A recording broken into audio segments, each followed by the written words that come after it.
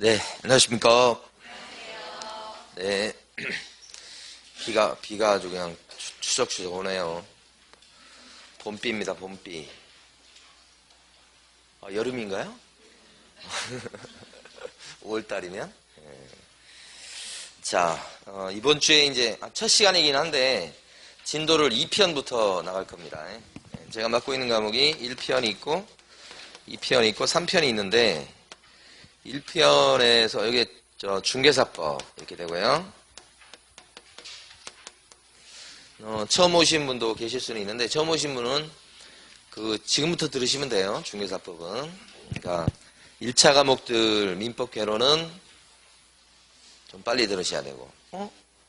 이번 주가 첫 진도인가요? 그래요? 그래서 처음 오신 분들은 이제 민법 개론을 동영상 강의를 지난 걸 2주 내에 싹 들어버리셔야 돼. 몰라도요. 그렇게 해야 먼저 와서 공부하신 분 쫓아갈 수 있으니까. 2차 과목들은 이제 신경 안 쓰셔도 되고 수업 시간에만 들으시면 돼요. 이 중개사법에서 28문제 정도 출제되고 그 다음에 또 뭐가 있냐면 지금 보려고 하는 거래 신고 등에 관한 법률, 거래 신고법에서 여기서 5문항, 그 다음에 중개 실무에서 7문항 정도 출제됩니다. 이렇게 실무라고 하지만 여기 또 이제 법 물어봅니다. 뭐 실명법이라든지 주택임대차 보호법이라든지 이런 거 있잖아요. 몇 가지 법이 있어요. 거기서 7문제 이렇게. 비중은 이렇게 되지만 공부할 양은 여기가 많습니다. 똑같이 배분하고 있습니다. 8주 공부하면 여기서 5주, 여기가 이제 1주, 여기가 2주 이렇게 돼 있어요. 양이 많기 때문에 일단 초반에 요거하고 요걸 먼저 하고 그 다음에 요리 가도록 하겠습니다. 양은 이쪽이 훨씬 많아요. 근데 여기는 양은 적은데 이제 문항수는 많이 나오죠. 여기서부터 이 거래 신고 등에 관한 법률의 내용이 여기가 3가지가 또 있습니다. 첫 번째가 실거래가 신고제도, 거래 신고제도가 하나 있고 지금 보려고 하는 거. 두 번째가 외국인 특례가 또 있고요. 자, 세 번째가 토지거래 허가제도. 이렇게 해서 3가지 내용을 오늘 공부하고요. 그래서 시험 문제가 여기가 이제 2문항이 확실하고요. 여기는 1문제가 확실하고요. 요건 1문제 아니면 2문제 정도가 출제되고요. 이렇게요. 그러니까 공부 분량으로 제일 많은 건 요겁니다. 제일 위에 거. 그 다음에 여기. 요건 양은 적은데 1문제가 나와요. 요거부터 봅니다. 거래 신고제도는 이제 잠깐 보시면 여기도 안에 들어가면 실거래가 신고제도가 있고 그 다음에 부동산 거래계약 신고서 양식이 있어요. 그것이 또 출제가 되고요. 그 다음에 6월 1일부터 시행되는 게 임대차 신고제도입니다. 그래서 시험범위에 들어가요. 그래서 볼 때는 여기서 1문제 정도 보이고요. 그 다음에 이렇게 해서 1문제라고 보입니다. 그래서 요게 안 나오고 요게 나올 수도 있고 그래요. 자, 그래서 2문제 정도 비중. 요것은 이제 좀 격가집니다. 자, 여러분 교재는 이제 어디 보시냐면 일단 172페이지를 딱 펴두시고 지금 여기 첫 번째 장면이 거래 신고 제도의 전체적인 틀입니다. 여기가 전체인 거.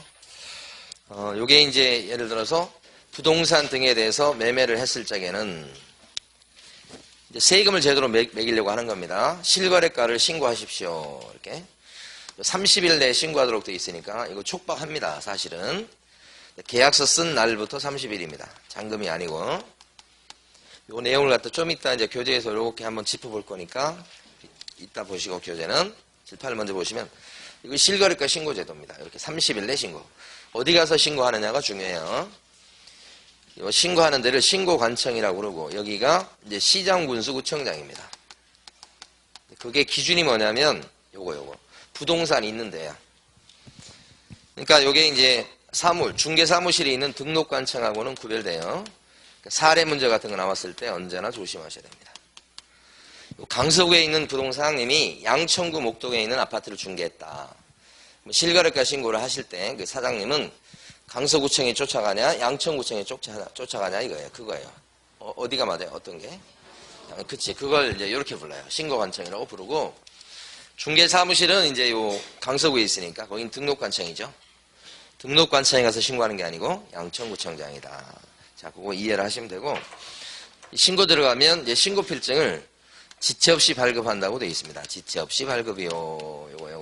요것도 중요합니다. 이 즉시란 말이 있는데, 즉시는 그 자리에서 이런 뜻이에요. 근데 이제 그 자리에서 바로 주는 건 아니고 조금 좀 보고서 줘요. 그걸 지체 없이라고 그래요. 시간적으로 봤을 땐 얘보다 얘가 조금 느려요. 그날 중으로 늦어도 다음날까지 주면 되는 거예요. 지체 없이 발급. 이게 옛날 조문이어서 대비하셔야 됩니다. 이렇게 나오면 틀리는 거예요. 우리 중개사법령에서는 거의 대부분 이렇게 나와요. 이렇게. 그 다음에 이제 등기를 치고, 등기부 구경하신 분은 이제 보시면 아시겠습니다만은 거래 가액 해가지고 9억짜리다 그러면 이렇게 떠요. 등기부에. 신고된 금액이 이렇게. 자, 등기 치는 건 등기 치는 거고, 신고된 금액이 9억이다 그러면 그게 진짜 시세에 부합하는지를 검증을 해봐요. 누가요? 세무서장이 검증합니까? 국장이 검증합니까? 누가 검증하죠? 신고받은, 그래서 필증을 준 신고관청이 검증한다고 하는 것이 중요하죠. 이따 별표 칠 거예요. 그 검증한다고 하는 건 뭐냐? 지금 9억에 지금 신고가 들어왔는데, 비슷한 아파트, 같은 층, 비슷한 위치에 아파트 실거래가 신고 들어온 데이터하고 비교하는 거예요. 그걸 검증 체계라고 하는데, 그러니까 이게 9억에 들어왔는데 다른 비슷한 위치의 아파트 그 신고 들어온 거 보니까 거의 대부분 10억대에 들어왔단 말입니다. 그럼 이상하잖아요. 그게 검증이에요. 비교한다는 뜻입니다. 이런 데이터를 쌓아놓는 그 기관이 어디냐? 국장이에요. 자, 검증 체계를 구축 운영하는 사람이 누구더라? 국장. 검증하는 시스템. 근데 이제 국장은 이걸 자기가 직접 관리하는 게 아니고 한국부동산원. 옛날엔 이걸 뭐라고 불렀어요? 감정원. 거기에다가 맡겨요. 그래서 한국감정원이 굉장히 그 부동산에 관련된 그 조사나 통계를 굉장히 많이 갖고 있습니다. 그래서 실질적으로 여기서 쌓아둔 데이터하고 비교를 하셔가지고 적정성이 있다 없다를 판단하고 결과를 어디에 통보하죠? 세무서. 오늘 우리 배울 때 등기소 나올 때가 있고 세무서 나올 때가 있어요. 여기는 등기소죠. 여기는 세무서. 아셔야 될 게 실거래가 신고제도는 세금을 제대로 물리고자 하는 제도예요. 세금. 요걸 딱 알아두셔야 돼요. 그래서 마지막에 어디에 통보합니까? 등기소에 통보, 세무서에 통보. 세무서 통보. 요거 꼭 알아두시고.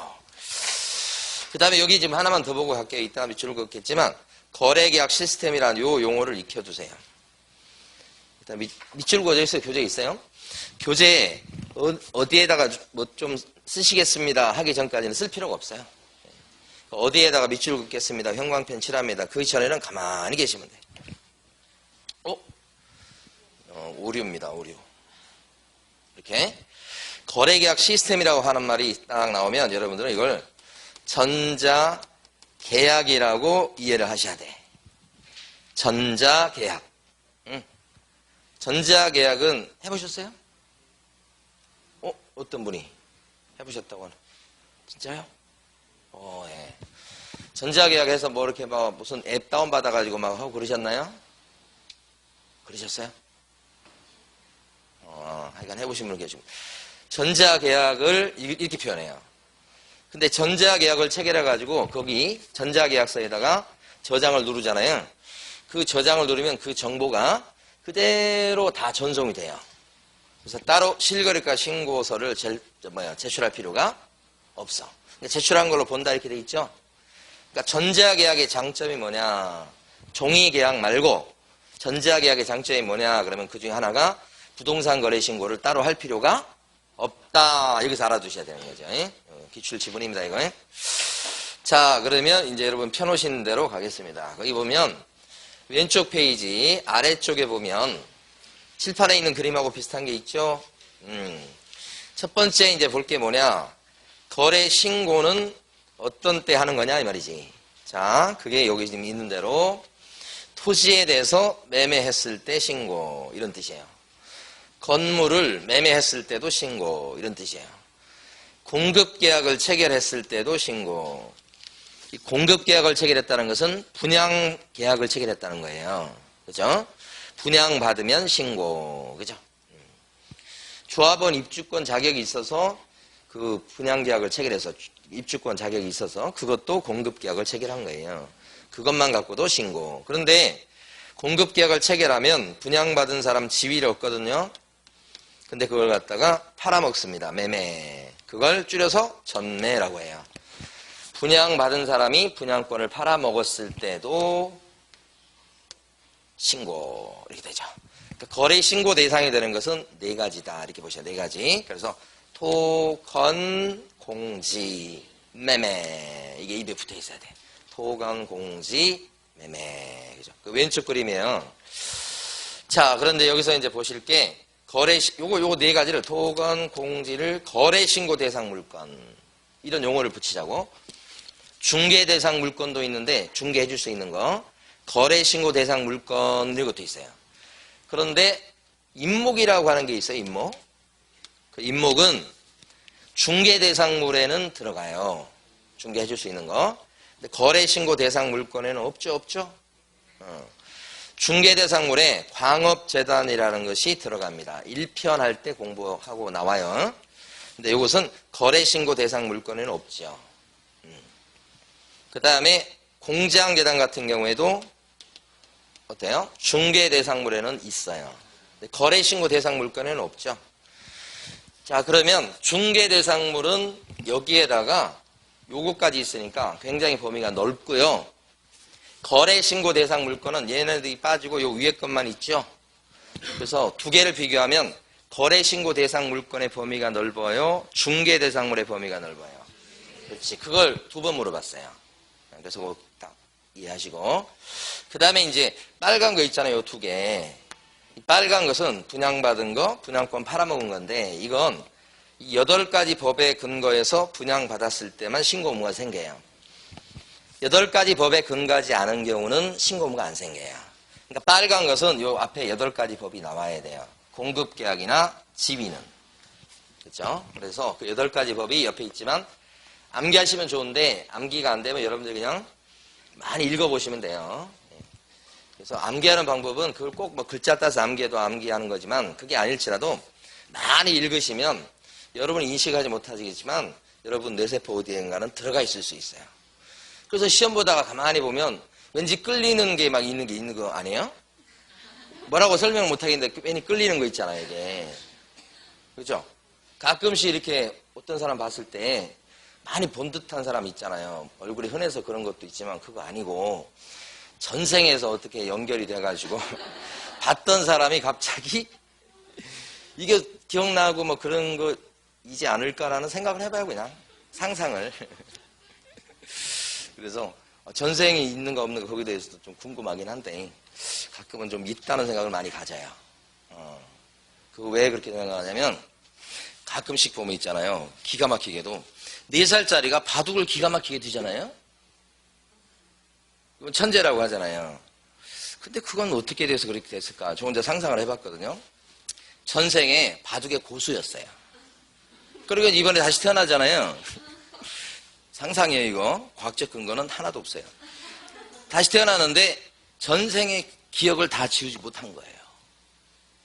이게 전생 기억이 그 숙달된 게 남아있어. 딱 태어났는데 얼마 전에 저는 직접 보지 못했는데 피아노 잘 치는 그 약간 장애인이 나왔다고 들었어요. 그거 어떻게 되겠어요? 뭐 배워서 하겠어요? 아니지. 타고난 거잖아요. 그게 천재잖아요. 그거 볼 때마다 전생이 있지 않나 이런 생각을 가져본다고요. 자, 그래서 뭔 얘기하다가 지금 옆으로 빠지면 다시 돌아오려면 힘들어. 하여간 여기 나와 있는 8가지, 8가지를 많이 읽어주시면 돼. 그래서 빈집, 그 다음에 소규모 주택 정비에 관한 특별법 됐죠? 도시개발법, 이거 여러분 시험범위에 들어가죠? 그 다음에 도시 및 주거환경 정비법, 도정법 또는 정비법 이런 거. 공공주택 특별법, 이거 얼마 전에 뉴스에 나오던데요. 공공주택 특별법 관련해서는 청년들한테 30년으로 분할해가지고 분양받을 수 있게끔 분할해서 납부하게끔 분양대금을 30년 분할해서 납부하니까 조금 부담 없이 분양받을 수 있겠죠. 그게 이제 요 공공주택 특별법 얘기가 그때 나오더라고요. 예. 그 다음에 요게 뭐냐면 주택법. 요거 여러분 시험범위에 들어가는 것만 비워놨어요. 조심할 것은 건축법 그러시면 안 돼요. 건축법 여러분 시험범위에 들어갑니까? 예. 근데 건축법에 따라서 공급계약을 체결했다. 요딴 식으로 나오면 X. 건축법 없죠? 예. 이 빨간 것만 요 법이 필요한 거예요. 그 다음에 택지개발 촉진법 이런 거. 그 다음에 건축물 분야에 관한 법률 읽어주시면 돼. 그 다음에 산업 입지 및 개발에 관한 법률. 요것은 산업단지 개발해서 분양하는 거예요. 산업단지, 국가산업단지, 농공산업단지 그런 거 있죠. 산업단지가 경기도권에 제일 많아요. 그런 산업단지 분양하는 거 이런 거죠. 분양받으면 이거지. 실거래가 신고해야 되죠. 이렇게 보시고 그 다음에 이제 넘어가십니다. 요거 안 했어요. 매매계약이니까 만약에 매매계약 말고 자 교환계약을 체결했다. 그러면 실거래가 신고합니까? 매매만. 증여계약을 체결했습니다. 신고합니까? 아니요. 그죠? 경매로 낙찰을 받으셨어요. 그러면 실거래가 신고합니까? 이것도 안 합니다. 상속 받으셨어요. 거래 신고합니까? 금액이 얼마 건데 이거 그죠? 모르잖아요. 안 합니다. 이런 것들은 그죠? 뭐만요? 매매만 그죠? 임대차도 실거래가 신고하는 건 아닙니다. 조심하실 게 이건 무슨 의미냐면 우리 신고가 크게 두 가지가 있습니다. 부동산 거래 신고가 있고 이번에 6월 1일부터 시행되는 임대차 계약 신고가 있어요. 이제 두 개. 그죠? 여기서는 지금 뭘 얘기하죠? 임대차 신고, 임대차 계약 신고를 얘기하는 게 아니고 무슨 신고? 거래 신고. 그죠? 거기에는 빠진다는 뜻입니다. 이 의미를 오해하시면 안 돼요. 근데 주택에 대해서 임대차 계약을 하면 이제 임대차 신고를 해야 되는 걸로 이제 법이 만들어졌습니다. 그죠? 그러니까 크게 거래 신고, 임대차 신고 이렇게 구별하셔야 돼요. 여러분들은. 거래 신고, 임대차 신고. 거래 신고에는 얘가 안 들어간다고요. 따로 있다고요. 자, 그 다음에 넘어가셔서 어디 가시냐면 175페이지. 방금 전에 봤던 내용 있잖아요. 그게 시험 문제에서 꽤 많이 나왔습니다. 거래신고 대상 물건에 대해서 꽤 나왔어요. 그러니까 여기 나온 내용들 중에서 보면 조문 되게 많거든요. 그 중에서 이제 중요하고 많이 나오고 출제 가능성이 높은 거 위주로 정리를 하시는 게 맞습니다. 구석지에 있는 내용까지 만약에 공부하려고 치면 우리 한 3개년 계획 세우셔야 됩니다. 그러니까 줄기 위주로 보시고 혹시 이제 격까지 해당하는 것 중에서 시험 문제 나올 수도 있죠. 그런 것들은 이제 추가적으로 문제풀이나 이걸 통해서 약간 보완하는 식으로 가야지 전부 다 똑같은 강도로 해버리면 여러분들 과부하가 걸려서 공부하기 힘들어져요. 자, 두 번째 이제 공부할 게 뭐냐면 신고하는 절차예요. 그럼 보시면 여러분 교재는 175페이지인데 일단 실거래가 신고는 당사자가 실거래가 신고 의무가 있는 경우가 있어요. 이건 중간에 계약서를 써준 중개사 사장님이 없는 경우예요. 직거래라고 할 수 있죠. 거래 당사자는 누굴 얘기합니까? 누구? 매도인하고 매수인 얘기하는 거예요. 이 사람. 신고할 때 어떻게 하느냐? 둘이 공동으로 신고하는 거예요. 이 공동신고가 뭐냐? 그죠? 공동신고가 공동으로 서명. 옆에 있는데 괜히 또 쓰고 있네. 그죠? 공동으로 뭐 한다고요? 사인하든지 아니면 뭐요? 도장 찍든지. 그게 공동신고예요. 공동인은 매도인도 서명 아니면 도장 찍고 매수인도 서명 아니면 도장 찍고 그런 뜻이에요. 그게 뭐예요? 공동신고. 조심할 것은 이때 공동신고한다고 해서 신고서를 부동산 거래계약 신고서 있거든요. 이따 볼 거예요. 둘째 시간에. 그것을 공동으로 제출까지 하시오. 이런 의미는 아니고 뭐 하라는 거예요? 공동으로 신고. 서명 또는 날인하시오. 그런 뜻. 그래서 여러분 교재에는 175페이지에서 동그라미 1번에 동그라미 기억번에서 둘째 줄하고 셋째 줄을 보시면 돼요. 자, 그런데 단독 신고할 수밖에 없는 경우가 있어요. 단독 신고. 그러면 이게 무슨 뜻이죠? 단독 신고가 한쪽만 서명 또는 날인해서 내는 거지. 한쪽만. 두 가지 경우가 있죠. 밑에 가시면 단독 신고해가지고 동그라미 A번. 일방이 뭐 했을 때요? 거부. 그때 이제 매도인 같은 경우는 사실은 야 이거 세금 너무 많이 나오니까 요 금액 신고 들어간 건 난 찬성 못한다 그럴 수 있어. 그러니까 매도인이 날인을 거부할 수가 있어. 그러면 매수인만 도장 찍어서 신고할 수도 있다. 그게 일방이 거부했을 때요. 그게 단독 신고예요. 대신에 이제 한쪽만 도장이 들어가니까 신고서에 적힌 내용이 좀 믿기가 좀 힘들 수 있죠. 혼자만 도장 찍으니까. 그랬을 때 그 밑에 보시면 거래계약서 사본을 내시오라고 되어 있는 거 보이십니까? 밑에? 거기 보면 형광펜 칠하셔야 되는데 거기 동그라미 A번 일방의 거부에서 밑으로 쭉 내려가다 보면 부동산 거래계약서 사본 찾으셨어요? 형광펜이에요. 형광펜 그거. 그럼 이건 무슨 의미냐면 일반적으로 실거래가 신고할 때는 매매계약서 사본이 됐든 원본이 됐든 첨부 안 한다는 뜻입니다. 그 안 되고 계약서에 적힌 내용 중에서 신고하라고 된 내용을 뽑아서 신고서에다 옮겨 적어서 신고서만 달랑 내는 거예요. 그 구조로 이해하시고. 그런데도 계약서 사본을 내야 될 경우가 있지요. 어떤 경우죠? 한쪽이 안 한다고 그랬을 때죠. 이때 내는 건 계약서 원본이에요? 사본이에요? 꼭 알아두셔야 되고. 그 다음에 또 단독 신고하는 또 한 가지 경우가 동그라미 B번에 있죠. 일방이 뭐죠? 국가 등인 경우. 최근 시험에 요게 잘 나옵니다.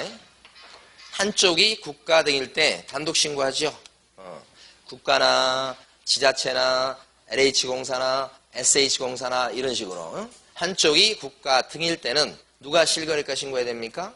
국가 등이 실거래가 신고해야 되겠다. 국가가 해야 됩니다. 이거. 그래서 거기 보면 동그라미 B번의 셋째 줄 기관은 이게 이제 여기서 얘기한 국가 등을 얘기합니다. 거래계약 신고서에 단독으로 서명 또는 날인하여 신고관청에 제출해야 되겠다. 단독 신고입니다. 혼자만 도장 찍어요. 요게. 자, 그 다음에 이제 밑으로, 그 다음에 다음 페이지 넘어가십니다.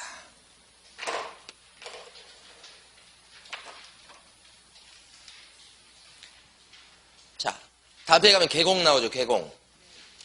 자, 중간에서 소개시킨, 그래서 계약서를 써준 개공이 있어요.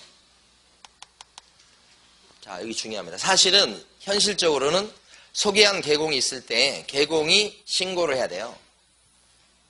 그때 당사자인 매도인과 매수인은 신고무가 없어요.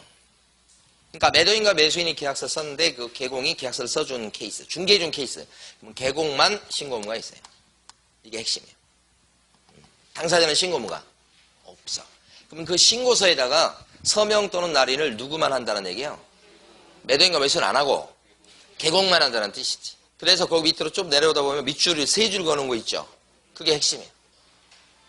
자, 거래계약서를 개공이 작성해 교부했다. 그러면 개공만 신고무가 있어요. 개공만 신고무가 있어요.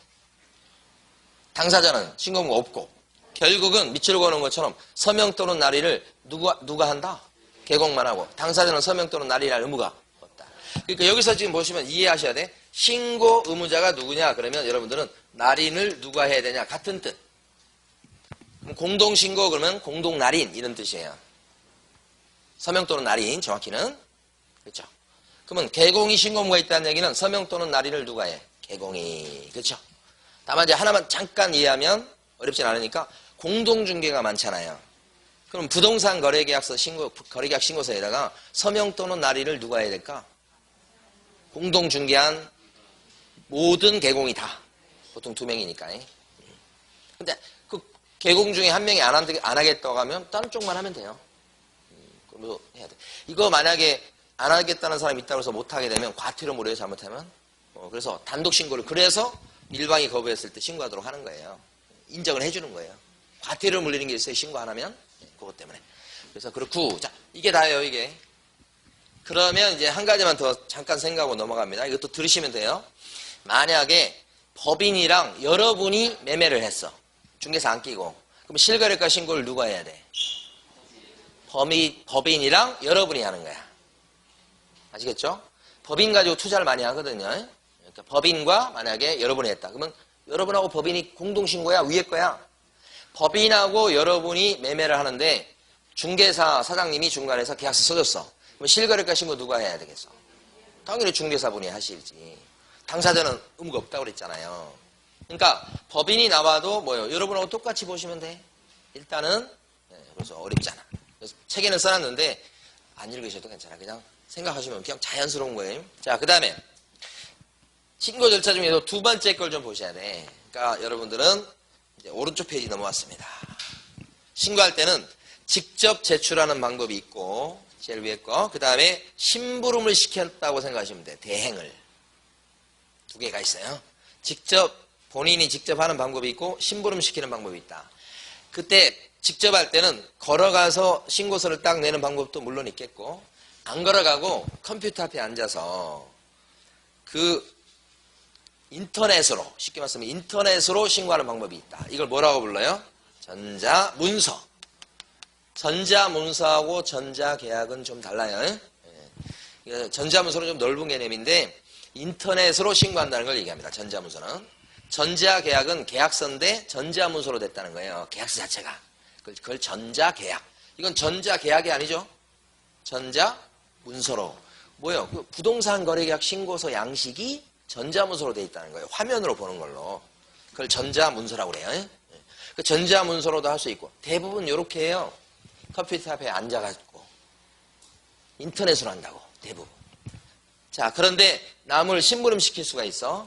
그때 그 사람한테 가서 야, 너가 가가지고 나 바쁘니까 너가 가서 신고서 내고 와라. 그럴 수 있지. 이것도 되고. 그런데 중요한 것은 이 심부름 시키는 것은 컴퓨터 앞에 앉아서 다른 사람한테 심부름 시키는 건 안 되는 거야. 요 개념을 이제 요게 일단 출발이에요. 잘 알아두셔야 돼. 그러니까 여기 A라는 사람이 신고를 해야 될 사람인데 저한테 좀 해달라고 그러는 거예요. 컴퓨터로 좀 인터넷으로 해달래요. 그러면 저는 그 사람한테 공인인증서를 뺏어서 거기 꽂아서 비밀번호 불러달라고 해서 그 들어가서 제가 신고할 거 아닙니까? 대신 해준 건 맞지. 그런데 이건 사회적으로 봤을 때 대신한 거지만 법적으로 치면 이거 누가 한 거야? 요 사람이 한 거지. 이 사람이 한 거 아니에요? 그 사람 인증서 꽂아서 했으니까. 그러니까 이것은 심부름 한다는 개념이 전자문서로 할 때는 없어. 그죠? 본인이 한 거야 그냥. 그래서 요거 X를 일단 이해하시고, 그러면 누가 심부름을 가서 해줄 수 있냐 이거지. 어렵지 않아요? 매도인과 매수인의 신고 의무가 있을 때는 부탁받은 사람이 가서 신고서를 내줄 수 있어. 심부름 해줄 수 있다고? 부탁받은 사람? 법무사가 됐든 친구가 됐든 누가 됐든 간에 중요하지 않아요. 개업공인중개사가 신고 의무가 있을 경우가 있단 말이에요. 언제죠? 당사자가 있을지라도 매매계약서를 써주었을 때죠. 그럼 신고 의무가 누구한테 생겨요? 개공. 그럼 개공은 자기가 직접 하지 않고 심부름을 시킬 수 있다. 그렇죠? 그 누구한테 심부름을 시킬 수 있죠? 밑에서 일하는 소공이죠. 그러니까 중개보조원한테는 야 이거 가서 신고서 내고 와라 이렇게 심부름을 시킬 수가 없어요. 중개보조는 심부름도 못 해주는 사람이다 이 정도예요. 네? 소공은 할 수 있어요. 소공은 자격이 있고. 그런데 소공은 이거 이제 대신 가서 신고서를 내주려고 하잖아. 그때는 컴퓨터 앞에 앉아서 할 수 있어요 없어요? 없고 반드시 어떻게 해요? 걸어가야 돼. 그러니까 심부름 해주는 것은 걸어간다고 무조건 생각하셔야 돼. 자, 그랬을 때 소공은 부동산 사장님이 써주는 위임장을 갖고 가냐 이 말입니다. 이건 필요가 없다. 원래 이제 부탁을 받은 사람이 대신 갈 때는 위임장 갖고 가는 게 정상. 그렇죠? 여기는 필요 없다고 그래요. 이거 아직 시험에 안 나온 거. 왜 그러죠? 이 소공이 갑이라고 하면 자기 신분증을 딱 보여주면 그 인적사항 가지고 어느 업소에 취직해서 일하는 소공인지 바로 떠요. 그러니까 위임장 갖고 와라 그럴 필요가 없고 그 사무실에서 대신 왔구나 이렇게 바로. 그렇죠? 그래서 위임장은 보여달라는 소리 안 합니다. 신분증은 보여줘야 돼요. 여기가 핵심이겠죠.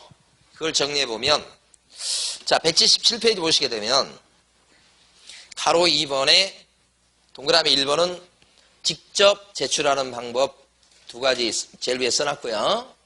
그때 둘째 줄에 보시면 계약서 원본이나 사본은 첨부를 해요 안 해요? 안 하는 거. 동그라미 2번에 보면 제출 대행이 나왔죠. 심부름 시키는 거, 심부름 시키는 게 제출 대행. 그때는 방문 신고는 되는데 뭐가 안 돼요? 형광펜. 전자문서 X, 그거 형광펜. 전자문서 X, 형광펜. 회색 바탕 박스 중에 보면 동그라미 니은번. 개업공인중개사가 신고 의무가 있을 적에 누가 대신 심부름을 해줄 수 있다. 소공이 대신 심부름 해줄 수 있다. 그래서 옆에다가 중개보조원 X. 그죠? 또 한 가지는 소공은 전자문서로 심부름 해줄 수 있나요? 안 된다. 그래서 중개보조원 X, 전자문서 X라고 오른쪽에 쓰시고. 하나 더. 소공은 자기의 신분증은 갖고 가야 됩니다. 밑에 있는 것처럼. 근데 부동산 사장님의 위임장은 필요하다, 필요 없다. 필요 없다. 이게 아직 안 나온 거. 예상 문제. 그렇죠?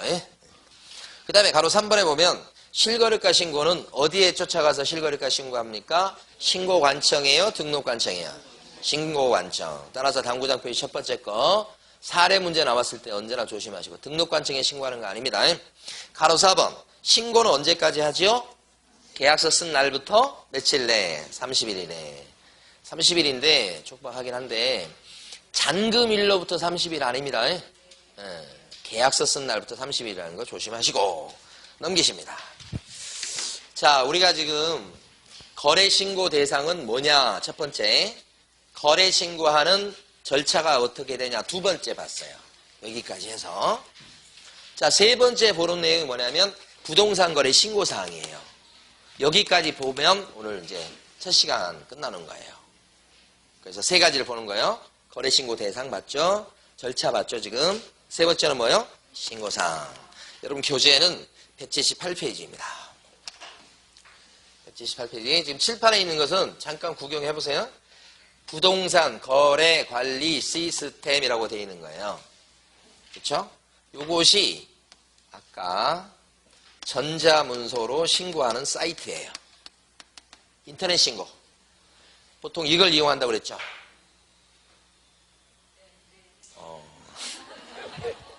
이 사이트에 들어가서 하는 거예요. 그래서 이거 인터넷 신고. 전자문서로 신고할 때 부동산 거래 관리 시스템이라는 거 하나 구경을 해 주시라고. 자, 그 다음에 신고사항이 중요해요.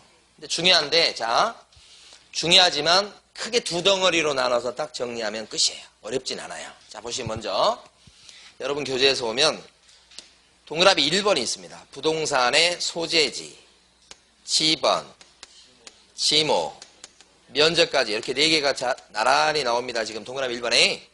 이 암기하실 필요 없어요. 부동산에 관련된 기본 정보다 생각하시면 돼요. 소재지, 면적이 어떻게 되냐, 지목이 뭐야, 이런 거예요. 그러면서 동그라미 2번에 보시면 부동산에 뭐도 있어요? 종류. 부동산의 종류, 이게 뭐예요? 거래 신고 대상 물건을 의미하는 거예요. 토건, 공지. 그거 4종류잖아요. 그 중에 어떤 거냐? 이게 뭐예요? 종류.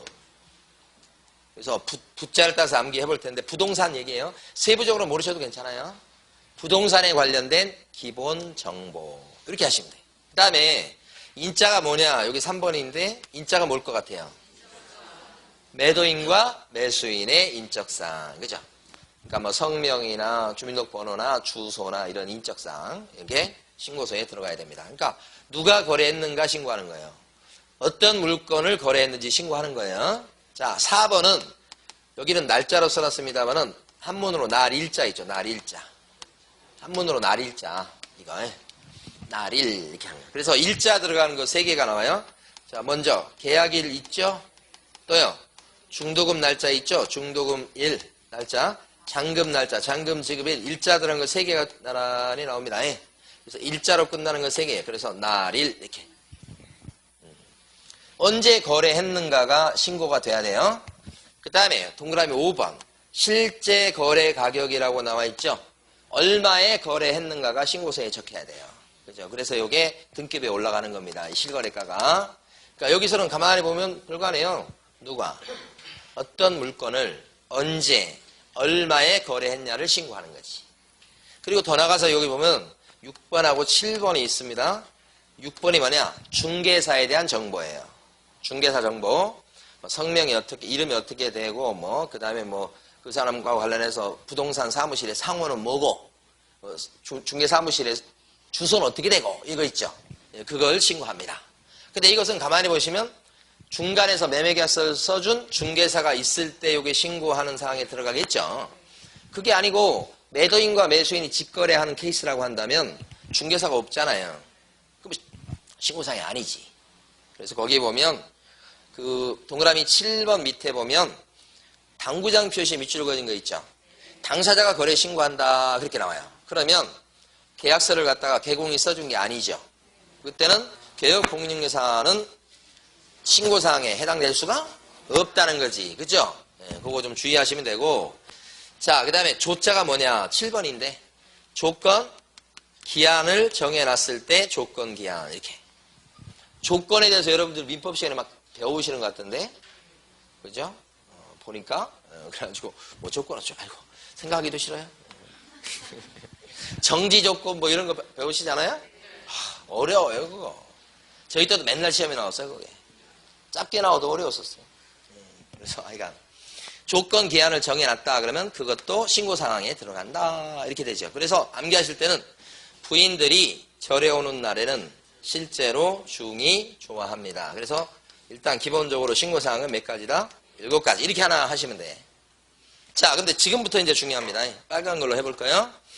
여기 보시면 조계사 입구라고 적혀 있잖아요. 조계사 입구에 낙서가 이렇게 돼 있다는 얘기입니다. 그죠? 그 조자가 뭐냐면 자금 조달 계획. 어디서 돈 나서 사는 거냐. 그죠? 그것을 갖다가 신고하라는 거예요. 자금 조달 계획서 이런 게 있어요. 그 다음에 또 하나가 입주 계획서입니다. 입주 계획서. 당장 들어가 살 거냐 아니면 세를 놓을 거냐 이런 입주 계획.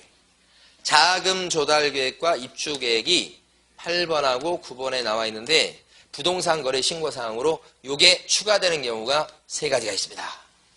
그래서 총 빨간색 9가지가 되는 경우가 있지요. 그러니까 여러분들은 다시 7가지냐 9가지냐 이렇게 구별할 줄 아시면 돼. 그럼 어떤 경우에 9가지냐 이거 기억하셔야 돼. 핵심이 이거예요. 다시 한번 어떤 경우에 9가지냐면 6억 이상 주택을 매매했을 때지. 6억 이상. 그 밑에 보면 동그라미 9번 밑에 있어요. 그 다음에 조정대상 지역 주택이나 투기과열지구내 주택에 대해서 매매했을 때입니다. 그래서 우리가 줄여서 이걸 조과주다 그렇게 할 거예요. 그렇죠? 2가지 여기 써져 있죠. 다시 한번 거기 형광펜 칠하고 별표 칠하고 이거 가장 핵심. 다시 한번 6억 이상 뭐요? 주택. 조정대상 지역 내 주택 또는 투기과열지구 내 주택. 투기과열지구 같은 거, 조정대상 지역 이런 것은 규제지역이죠. 투기과열지구가 더 세. 이런 지역의 주택을 매매했을 때는 부동산 거래 신고사항이 몇 가지? 9가지다. 그죠? 그리고 나서 옆에다가 이걸 하나 써두세요. 이제 조금 간소화하기 위해서 법인이 주택을 매매했을 때, 그죠? 그때는 자금 조달 계획과 입주 계획도 신고사항이 됩니다. 추가됩니다. 그래서 법인주를 이렇게 추가시키세요. 옆에다가. 그럼 3가지. 이걸 이제 줄여서 이런 거 기억하려면 6억주. 다 수리예요. 이 주자가. 조과주. 그 다음에 뭐예요? 법인주. 6억주. 조과주. 법인주. 이렇게. 주자가 뭐예요? 주택 흐름이에요. 그리고 이런 것은 전부 다 누가 제출하는 거예요? 특징? 매도인이 제출하는 거예요? 매수인이 제출하는 거예요? 매수인이지. 매도인은 이거 관련 없잖아, 이거. 그죠? 어디서 돈 나서 사냐, 이거잖아, 지금. 그죠? 너 들어가서 할 거야? 세 놓을 거야? 그런 거니까 누구한테 해? 매수인하고 관련돼 있지. 주택이고 뭐하고? 매수인. 다 관련된 신고사항입니다, 이게. 그래서 여기까지 딱 해주시고, 이 빨간 게 중요하지, 빨간 게. 그러면 여기서 법인은 조정 대상 지역이든 일반 지역이든 주택을 매수하면 무조건 요게 뭐가 돼요? 신고사항. 그러니까 법인 같은 경우는 금액 안 따지죠? 금액 안 따지잖아. 지역 안 따지죠? 제일 세게 규제한다는 걸 알 수 있죠. 그렇죠? 그러면 저 규제 지역에서는 조정 대상 지역이나 과열 지구에 들어가잖아요. 그죠? 그러면 금액을 따져요, 안 따져요? 안 따지잖아. 조과주랑 금액 없잖아요, 지금. 금액이 1억 원이다. 조정 대상 지역이야. 1억 원이야. 부동산 거래 신고사항 몇 가지? 아홉 가지가 되는 거예요. 금액 안 따지죠, 여기? 그러면 이런 지역이 아니면 금액을 따지죠. 얼마 이상 돼야 돼? 6억 이상 돼야 돼. 아시겠죠? 6억 이상. 그래서 6억주, 조가주, 법인주 이렇게 되죠. 그죠? 그러니까 조가주 같은 경우는 그 규제 지역, 그 지역은 따지고 금액은 안 따지고. 그죠? 마지막은 지역도 안 따지고 금액도 안 따지고. 제일 센 거 알 수 있죠? 됐습니다. 여기까지. 크게 두 가지. 됐습니다. 일단 된 것 같습니까? 일단은? 일단. 여기서 이제 두 가지를 추가하시면 돼. 격가죠. 밑에 써놨습니다만은 일방이 국가 등인 경우가 있을 수 있죠. 있잖아요. 한쪽이 뭐예요? 국가 등. 그러면 생각해보세요. 여러분하고 예를 들어서 그러니까 저기 LH공사하고 공급계약을 체결해서 분양계약을 체결해서 그렇죠? 여러분하고 그러면 일방이 국가 등인 경우에 들어가죠. 근데 그게 그 공급계약을 체결한 그 아파트 분양권이 예를 들어서 투기과열지구에 들어갔어. 그럼 부동산거래 신고사항 몇 가지게요? 투기과열지구다 그러면 과열지구는 9가지 돼야 되잖아. 일단 그렇게 됐죠. 그런데 한쪽이 국가 등일 때는 7가지야. 왜 그래요? 국가 등을 믿어줘요. 그러니까 여러분하고 LH공사가 거래할 때 LH공사가 여러분이 탈세하고 투기하는 걸 묵인을 하겠냐 이 말이야. 그래서 그럴 때는 자금 조달 계획서, 입주 계획서를 따로 내라고 하지는 않는다. 누구일 때? 일방이. 그치. 격가지지만 굉장히 중요한 겁니다. 거기 밑에 단 해가지고 써놨죠. 지금 이 부동산 거래 신고상이 첫 시간에 한 것 중에 제일 중요한 거예요. 자, 하나만 더 격가지 추가합니다. 여기 있죠, 옆에. 투기 과열지구라고. 우리는 이건 과열지구라고 해버려요. 과열지구다 그러면 그때는 자금 조달 계획서 내는 것에서 나가서 증명 자료까지 내야 됩니다. 그래서 여러분들 입장에서는 오른쪽 페이지 보시면 박스 제일 끄트머리에 투기 과열지구 내 주택 이렇게 돼 있죠. 제일 끄트머리 거. 자금 조달 계획을 내는 건 물론이고 그거 내라는 소리가 아니에요. 여기서는 자금 조달 계획 뭐예요? 증명이란 단어 동그라미 쳐줘요. 증명 자료를 내시오 이렇게 하는 거지. 요건 격가지. 그러니까 사실은 9가지에서 투기과열지구는 하나 추가될 수도 있다 이런 뜻이에요.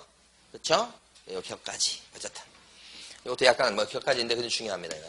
크게는 뭐예요? 7가지, 9가지. 해볼게요. 하나만 딱 질문 드리고 이제 검토합니다. 생각해보세요. 투기과열지구예요. 근데 상가를 갖다가 10억 원에 매매를 했어요. 투기과열지구의 상가. 준비됐죠, 이제? 부동산 거래 신고사항은 7가지 아니면 9가지. 투기과열지구의 상가를 10억에 매매를 했다고. 그럼 부동산 거래 신고사항은 7가지, 9가지. 7가지. 투기과열지구니까 여기로 막 가고 싶어요. 주택이야, 주택. 주택 아니면 여기서 끝나. 주택 가지고 막 투기를 많이 하니까 주택을 잡으려고 한 거예요. 아시겠죠? 이거 연습할 때마다 머리가 팽팽 돌아. 아시겠죠? 자, 됐습니다. 요거 제일 중요한 거 했어요. 자, 그 다음에 넘어가시고. 자, 183페이지 내용 정리해 볼게요. 자, 일단 실판에서 잠깐 보고 갑니다. 이 법인 얘기가 지금 조문에 굉장히 많이 들어왔거든요. 법인이 투기적 거래를 많이 했어요. 보통 이제 1인 법인 세워서 하거나 아니면 가족 법인을 만들어가지고 투기를 많이 했다고요. 이거 잡으려고 이제 법을 강화시켰어요. 법인은 그래서 부동산 거래계약 신고서, 지금까지 배운 거, 이거 내지만 법인은 주택거래계약 신고서, 이 주택이죠. 법인주라고 그랬잖아. 법인 주택거래계약 신고서를 하나 더 냅니다. 2장 내요. 오케이. 2장을 내고 여기다가 뭘 적냐면 여기다가 법인의 등기 현황. 그 다음 기억 안 해도 괜찮아요? 여기 뭐 관계라고 나오죠?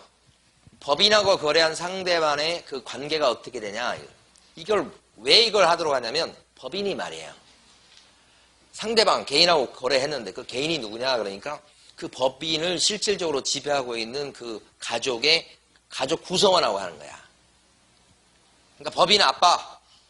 근데 산 사람은 가만히 보니까 뭐요? 엄마가 사. 둘이 막 샀다 팔고 야단이야.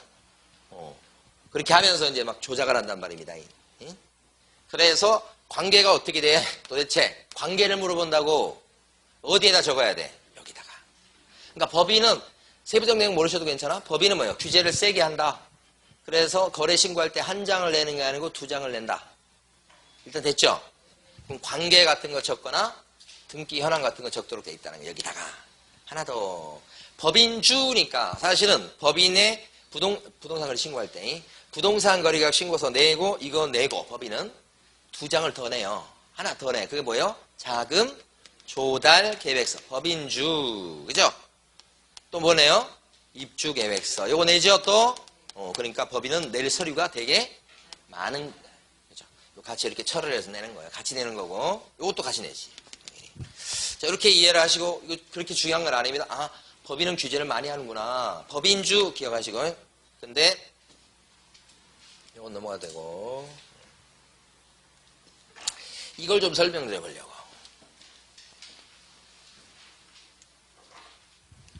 여기까지 설명드리고 쉴 거예요. 자, 보세요. 거래 신고하는 사람이 갑이 있어요. 개공이 대표적이에요. 그럼 여기서 이제 을하고 병이 둘이 매매를 한 거예요. 이렇게. 둘이 매매를 했고 계약서를 여기가 써준 거예요. 그럼 신고무가 누구한테 있다? 갑한테 있지. 그럼 갑은 아까 방금 전에 봤던 부동산 거래 계약 신고서를 제출해서 개공만 서명 또는 날인해서 제출해가지고 신고하면 되지요. 며칠 내? 30일 이내. 계약일로부터 30일 이내. 요거 신고서 내는 거예요. 신고관청에 제출하는 거죠. 그런데 여기가 이 매매한 사람이 특히 이제 매수인으로 생각해 보세요. 요거 잊으셔도 괜찮아. 자, 매수인인데 아까 6억주, 그 다음에 조과주, 그 다음에 법인주에 해당되면 매수인 같은 경우는 어때요? 부동산 거래 신고할 때 이것만 내면 안 되고 뭘 더 내야 되죠? 자금 조달 계획서, 입주 계획서 두 개를 더 내야 되는 거죠. 어디서 돈 나서 샀냐 그런 거죠. 근데 그것은 내는 방법이 두 가지가 있다는 거지. 이 사람이 신고해야 될 사람이 이 사람이니까 조달 계획서하고 입주 계획서를 요리 줘. 그래서 요거 낼 때 조달 계획서하고 입주 계획서를 같이 내게끔 하면 되겠죠. 이게 첫 번째 방법.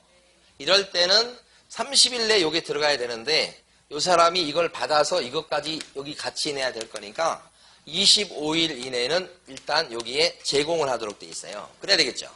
그럼 받았다가 30일 내에 같이 낸다고 해요. 이 사람이. 근데 그게 아니고 이제 여기 매수인 요 사람이 조달 계획과 입주 계획을 낼 때 두 번째 방법은 뭐냐. 그죠? 신고서는 요 사람이 내겠어요. 요 위에 건. 요 사람이 내죠. 근데 이 조달 계획과 입주 계획서를 요 사람이 보면 자기가 좀 싫을 것 같아. 그럼 어떻게 해요?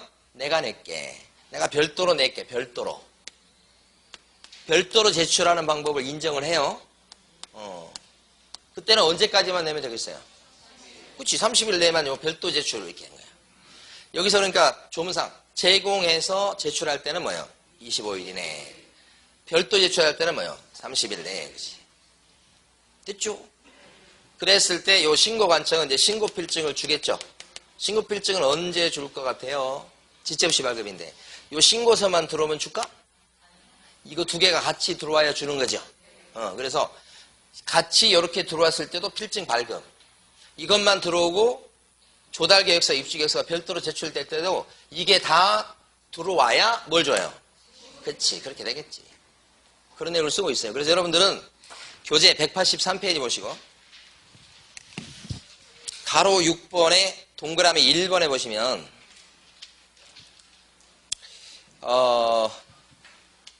둘째 줄에 보면 부동산 거래계약 신고서와 분리하여 제출하기를 희망하는 경우 이걸 별도 제출이라고 그래요. 매수인은 자금 조달 또는 입주 계획서를 계약일로부터 며칠 내 별도로 제출하면 돼요? 30일. 요거 칠판에 있는 거 요거잖아요. 30일이고 동그라미 2번. 부동산 거래계약 신고를 하려는 자 중 법인 또는 매수인 외의자가 이거 너무 좀 그러네. 법인 신고서 또는 자금 조달 계획서를 제출하는 경우 이렇게 되어 있습니다. 그러니까 법인 또는 매수인 이 사람 또는 이 사람 외의자가 제출한다는 건 이거예요. 이거. 이 사람이 이거 낼 때 이것도 같이 낼 때는 그렇죠? 이런 조달 계획서나 입주 계획서에 관련된 정보를 언제까지 제공해 줘라? 25일이죠. 두 개가 바뀌면 안 되겠죠. 그걸 대비하시기 바랍니다. 좀 문제 지문이 길어서 그런데 30일하고 25일 바뀌지 않도록 조심. 자, 여기까지 합니다. 자, 쉬었다가 계속하겠습니다.